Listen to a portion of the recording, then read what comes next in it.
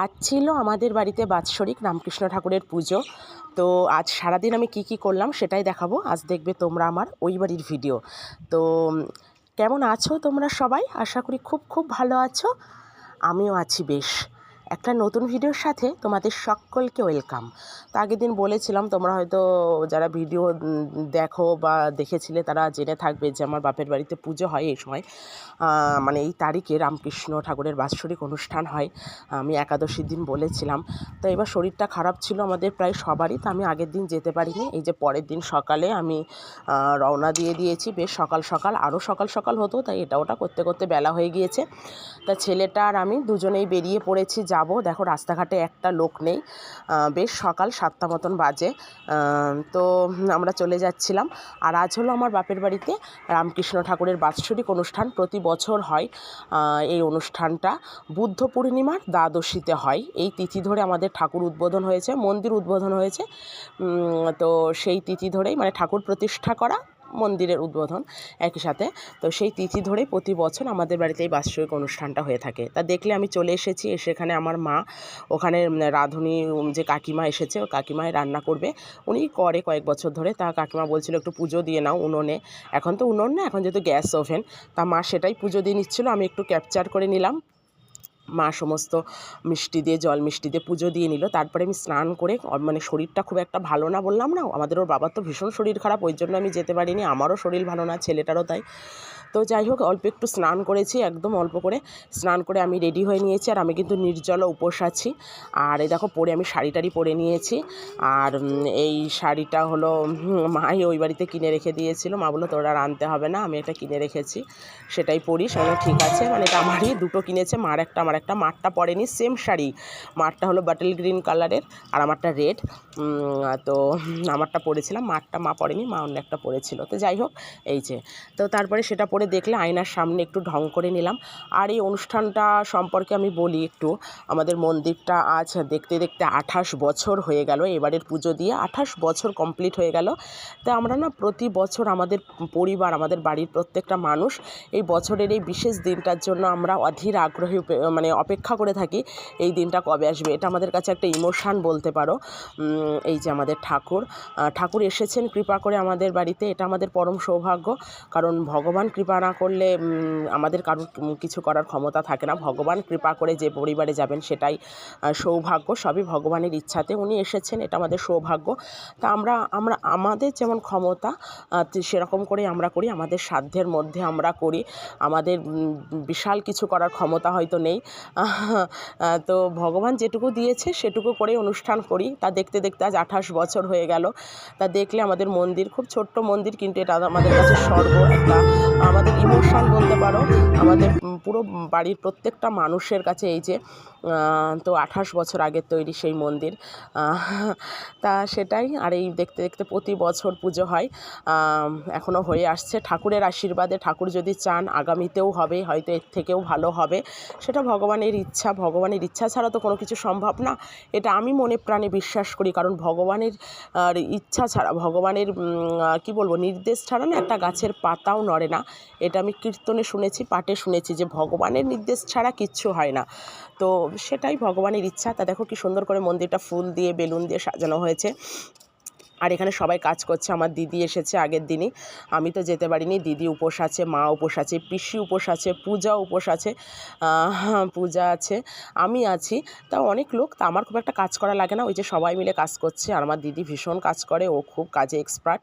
তা আমি দিদিকে বলি যে আমি তো যেতে পারি না, তুই আগের থেকে চলে যাস, যে তুই সবটা করিস। ও খুব কাজ করে গো, আগাগোড়াই খুব ভালো, কাছেই থাকে। আমি আর দিদি এক জায়গাতেই থাকি। আর এই যে আমাদের ঠাকুর, সবাই ভগবান দর্শন করো, সবাই বলো জয় রামকৃষ্ণ। আমার পরিবারের সবাই বেলুড়ের দীক্ষিত, মানে রামকৃষ্ণ মন্ত্রে দীক্ষিত। আমার ঠাকুমাও ছিলেন। আর এখন আমার বাবা, মা, জ্যাঠা, জেঠি, পিসি প্রত্যেকে, আমরা ভাই বোনেরা নিইনি। আমি তো নিইনি, কারণ মা বলতো তুমি বিয়ে হয়ে যাবে, অন্য ঘরে চলে যাবে। তা ওরা শ্বশুরবাড়িতে যেখানে হবে, যে ঠাকুরের মন্ত্রে, সেই নিয়ম দীক্ষা নেবে। কারণ দীক্ষা বারবার নেওয়া যায় না, বা উচিতও না, অনেকে নেয় কিন্তু এটা উচিত না। আর ভাইরাও নেয়নি, ওরাও নেবে আস্তে আস্তে। এই যে দেখো, তারপরে সকালের বাল্যভোগ, এটা ব্রাহ্মণ এসে গেছে। এই কাকুই আমাদের সমস্ত পুজো পার্বণ করে। আর এই কাকুর হাত ধরেই কিন্তু আমাদের ঠাকুর প্রতিষ্ঠা, এটা আমাদের একটা ভীষণ ভাগ্যের ব্যাপার। আর এখনও স্টিল নাও এখনও এই কাকুই পুজো করে যাচ্ছে, এই কাকুই কিন্তু আমাদের ঠাকুর প্রতিষ্ঠা করেছে। আর 28 বছর ধরে এই কাকুই পুজো করে যাচ্ছে। হ্যাঁ, তা আর আমাদের বিয়ে থাওয়া সমস্ত অনুষ্ঠান সমস্ত এই কাকুই করেন। তা দেখো ভগবান এই যে, আর সকালের এটা বাল্যভোগ, সকালে বাল্যভোগে ভগবানকে আজকে যেহেতু দ্বাদশী, চিড়ে দই কলা তো আছেই, সেই সাথে ফল মিষ্টি, লুচি সুজি নাড়ু, ফল মিষ্টি এইসব দিয়েই দেওয়া হয়। তারপরে হবে দুপুরের মধ্যাহ্নভোগ, তখন দেওয়া হবে ভগবানকে অন্নভোগ। তা সেটাই। আর এই যে আমি এখানে একটু পঞ্চপ্রদীপটা রেডি করে নিচ্ছিলাম, 5টা প্রদীপ না, পঞ্চপ্রদীপ তো আছে, এটা একটু বড়, এটাই বেশ অনেকগুলো থাকে, যেটা বড় আমি আর ঠিক মনে নেই কতগুলো আছে। তা মা বলছিল এটাই সলতেগুলো তুমি রেডি করে দাও, আর ওরা ওইদিকে রেডি করছিল। আর এবার হবে হোমটা ন্যাচারালি ভোগের পরেই দেয়, আগেও করা যায়, কোনো ব্যাপার নেই। তা আজকে যেহেতু রান্না হয়নি কমপ্লিট, তা কাকু বললো বসে না থেকে হোমটা করে নিই, তারপরে ভোগ লাগাবো। আর আজকে সারাদিন দ্বাদশী আছে, আমরা কিন্তু দ্বাদশী তিথি থাকে, আমরা তিথির মধ্যেই পুজোটা করি, কিন্তু আজকে সন্ধ্যা পর্যন্ত দ্বাদশী আছে, কিন্তু সন্ধ্যা পর্যন্ত তো আর করবো না, দুপুরের মধ্যেই ভোগ দেবো, দুপুরে সবাই প্রসাদ পাবে। তা সেটাই আমি রেডি করছিলাম। আমার আরও এক দিদি এসেছিল, আর এই যে হোম হচ্ছে গাইঘাটা থেকে, ওই দিদি উপোস ছিল, ওই দিদির মানে মানসিক ছিল, ওই যে ভিডিও ক্যামেরা করছে ওইটা আমার বড়দি, আমাদের সবার বড়দি, তো আমার বড় মাসির বড় মেয়ে। তো ওই দিদি মানসিক করে গেছিলো ছেলের চাকরির জন্য, তো ছেলে চাকরি পেয়েছে, তা পুজোটাই দেয় করে চাকরি পেয়ে গেছে, তাও অনেক বছর 2-3 বছর, তা আর আসতে পারে না, সুবিধা অসুবিধা থাকে, তাই এবার এসেছে। আর এবার তো পড়েছে পুরো ভোটের আগের দিন, তা দিদি এসেছিলো, তাও বলছিল যে কোনো অসুবিধা হবে না তো, তা মা বলছিল না কোনো অসুবিধা নেই, গাইঘাটা থেকে আসবে, অটো থেকে চলে আসে, বাসেও আসা যায়। তাই যে দিদিও এসেছিলো, উপোস ছিল দিদিও, আর সবাই যে একে একে আসছে। আর এই যে হোম হচ্ছে, বছরের একটা দিন হোম হয়, আর একটাবার বছরে হোমযজ্ঞ করা প্রত্যেকটা বাড়িতে উচিত, এটা খুব ভালো, এটা বেশ একটা মঙ্গলের ব্যাপার। তো হ্যাঁ, তাই সেটাই হোমযজ্ঞ হচ্ছিল। আর এই হোম দর্শন করা, হোমের আগুন দর্শন করা, হোমের টিকা নেওয়া, এগুলো খুব ভালো, মানে যেটা শুনি আর কি ব্রাহ্মণের মুখে পাঠ কীর্তনে। আর এই যে আমাদের ভগবান, এটা আমাদের কাছে একটা মানে ভীষণ আমাদের পবিত্র একটা স্থান। আমাদের তো সবাই যেটা বললাম যে বেলুড়ের দীক্ষিত, আর আমার মা বাবার দীক্ষা হয়েছিল কাশীপুর উদ্যানবাটিতে, ওনারা ডেট দেন, জায়গাও দিয়ে দেন, অ্যাড্রেস এক একজনের এক এক জায়গায় হয়। আর আমার জ্যাঠা জেঠি পিসি নিয়েছিল বেলুড়ে, তো এরকম যাই হোক। আর এই যে এখানে সমস্ত রান্নাবান্না হয়েছিল, প্রসাদ এগুলো এখানে রাখা হচ্ছিল। আর এই আরেকটা কথা বলি, এই 28 বছর ধরে আমাদের প্রসাদে কিন্তু একই আইটেম থাকে, কোনো প্রসাদের আইটেম পাল্টানো হয়নি। খিচুড়ি, আলু পটলের ডালনা, আমের চাটনি আর পায়েস। এই 28 বছর ধরে ভগবান যেটুকু দিয়েছে, বললাম না ওটুকুতেই করি। মানে কি বলবো, বলতে গিয়ে আমার মানে কান্না পেয়ে যাচ্ছে, চোখে জল চলে আসছে, মানে গায়ে কাঁটা দিচ্ছে, এতটাই মানে আবেগঘন হয়ে পড়ছি যে আমরা এতেই খুশি। হ্যাঁ, অনেকে নাক সিটকায়, অনেক রকম মন্তব্য করে, জানো না। হ্যাঁ, এত গরম, আর যেহেতু গরমের সময় অনুষ্ঠানটা হয়, মানে বুঝতে পারছো আমার গলার ভয়েস শুনে এত কষ্ট হয়, এত খারাপ লাগে। হ্যাঁ, গরমে অনুষ্ঠান করো, এত গরমে খিচুড়ি কে খায়? মা বলে নিশ্চয়ই কেউ না কেউ খায়, খিচুড়ি তো আর থাকে না, ফুরিয়ে তো যায়। প্রতিবার আমাদের বহু লোকের নেমন্ত্রণও থাকে, আর বহু মানুষের চরণধুলি আমাদের বাড়িতে পড়ে, আর এটা আমাদের পরম সৌভাগ্য। আমার বাবা বলেন যে মানুষের চরণধুলি বাড়িতে পড়া, এটা যে কতটা সৌভাগ্যের তা বলার মতন না। যতটা পারবে চরণধুলি মানে মাথায় করে রাখবে, খুব সৌভাগ্য হলে তবেই মানুষের পদধূলি চরণধুলি বাড়িতে পড়ে। এগুলো আমরা মানি, যারা মানে না। এখন মানুষ খুব শিক্ষিত, আমরা অতটা শিক্ষিত নই, তা ওই জন্য এগুলো আমরা এখনও মানি। তো যাই হোক, মানুষ অনেক রকম করে, অনেকে বলে, কিন্তু সবাই আসে, খুব খুশি মনে আসে। যত নিমন্ত্রিত অতিথি থাকে, আত্মীয় স্বজনরা সবাই এসে পারে না, সবাইকেই বলা হয়। আগে প্রচুর মানুষ আসতো, এখনও আসে সবাই, প্রতি বছর তার এসে পারে না। তো ওই যে এখানে আমার মা পিসিদের গুরু ভাই বোনেরাও আছেন, যারা রামকৃষ্ণ মন্ত্রে দীক্ষিত। আমাদের এলাকায় প্রচুর মানুষ আছে এরকম রামকৃষ্ণ মন্ত্রে দীক্ষিত, এলাকার মানুষজন, নিমন্ত্রিত অতিথি প্রচুর থাকে। তা প্রায় 250-300 কি তার বেশি হবে, আমি ঠিক মানে অত কাউন্ট শুনি না। তো যাই হোক, এটাই। আর 28 বছর ধরে কিন্তু আমাদের একই মেনু হয়ে আসছে।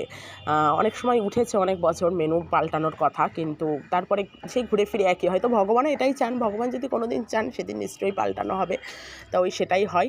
আর এই যে দুপুরের মধ্যাহ্নভোগ ঠাকুরকে দেওয়া হয়েছে, হোমযজ্ঞের পরে মধ্যাহ্নভোগে ছিল ফ্রায়েড রাইস, আলু পটলের ডালনা, পোলাও, আমের চাটনি, পায়েস, সেই সাথে মিষ্টি, সমস্ত রকম পান সব কিছুই ছিল, ফল মিষ্টি। আর এই যে সমস্ত ভক্তরা আরও ওইদিকে আছে, পুরো উঠোন জুড়ে প্যান্ডেল হয়। আমি পুরোটা দেখালাম না, দেখাতে চাইও না, যেহেতু সবাই প্রসাদ পাচ্ছে।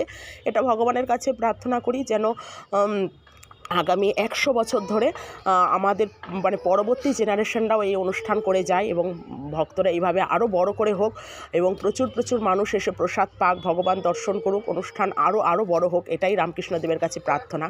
খুব বেশি বড় ভিডিওটা করিনি, রাখিনি আর কি। আর এটা পরের দিন দেখলে আমার বাবা, পিসি, জ্যাঠা এক জায়গায় বসে আছে। এই দৃশ্যগুলো ক্যাপচার করতে এত ভালো লাগে না যে এখনও এত মিলতাল করে থাকে, সত্যিই ভালো লাগে। আমার মাও বলছে, দেখেছিস 3 ভাই বোন একসাথে হয়েছে। আর পরের দিন দেখলে থালা বাসনগুলো মেজে কমপ্লিট, এগুলো এক কাকিমা মেজে দিয়ে গেছে। ওনাই প্রতি বছর এই বাসন টাসন মেজে দিয়ে যায়, খুব পরিষ্কার, খুব ভালো কাজ করে। ভোরবেলা এসে দিয়ে গেছে, যেহেতু আজকে ভোট। আর ওই জন্য সকাল সকাল করে ঘর টর মুছে, পুজোর ঘরের প্রচুর থালা বাসন থাকে, এই ঘরে থালা বাসন সব ধুয়ে মুছে রেখে গেছে। আর এগুলো কিন্তু আমাদের নিজস্ব কেনা বাসন, টোটাল নিরামিষ। আগে ডেকোরেটার্স থেকে আনা হতো, তারপরে বেশ কয়েক বছর হলো, 10-12 বছর হয়তো হবে, আমার মা আস্তে আস্তে পুরোটাই কিনে রেখেছে। এগুলো আমাদের নিজস্ব গ্যাস ওভেন থেকে বাসন। যারা নিরামিষ ভুজি, টোটাল নিরামিষ খায়, তাদের কোনো অসুবিধা হয় না। ডেকোরেটার্সে তো মাছ মাংস থাকে, তাই সেটাই আর কি। ওই জন্য আমার মা কিনে রেখেছে আর কি, টোটাল নিরামিষ। অনেকে এসে বলতো না, যারা নিরামিষ খায় আর কি, অ্যাকচুয়ালি এগুলো ডেকোরেটার্সের বাসন, এতে তো মাছ মাংস হয়, তো আমরা প্রসাদ নেব না, ঠাকুর মন্দির থেকে নিয়ে যেত। আর আমার মা দেখলো প্রতি বছর যেহেতু হয়, তো আমি আস্তে আস্তে অল্প অল্প করে কিনি, আর তা ওই জন্য আস্তে আস্তে কিনে রেখেছে। তা আমাদের এখন আর কোনো কিছু করতে হয় না। আমাদের সমস্ত পুজো, এই যে 4বার প্রায় কালী পুজো হলো, প্রায় না 4বার কালী পুজো হলো। আর এই বাৎসরিক পুজোর জন্যই মেনলি এই ঠাকুরের বাসন। আর অন্য সময় তো ডেকোরেটার্স থেকে ভাড়া করা হয়। তো দেখলে, আর আমি রেডি হয়ে নিয়েছি, এটা পরের দিন আমি চলে আসব।